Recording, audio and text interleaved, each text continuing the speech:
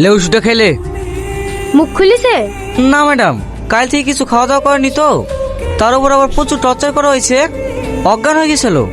হাসপাতাল থেকে এক্ষুনি ট্রিটমেন্ট করে নিয়ে আসলাম। ডাক্তার ওষুধ দিয়েছে, সেগুলোও খেতে যাচ্ছে না। ঠিক আছে, তোমরা বাইরে যাও, আমি দেখছি।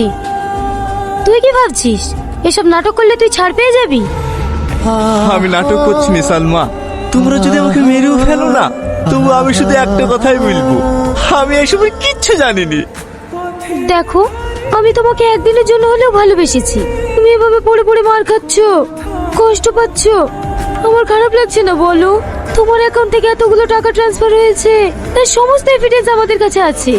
তোমার বাঁচার আর কোনো উপায় নাই। তাই তোমাকে বলছি, তোমার সাথে কারা কারা ছিল নামগুলো করে দাও।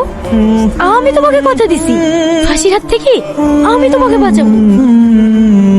আচ্ছা সালমা, আমি যদি শব্দ স্বীকার করিলি তুমি খুশি হবা?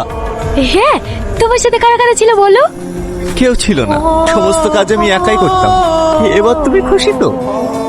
নাটক নাটক করছে, নাটক।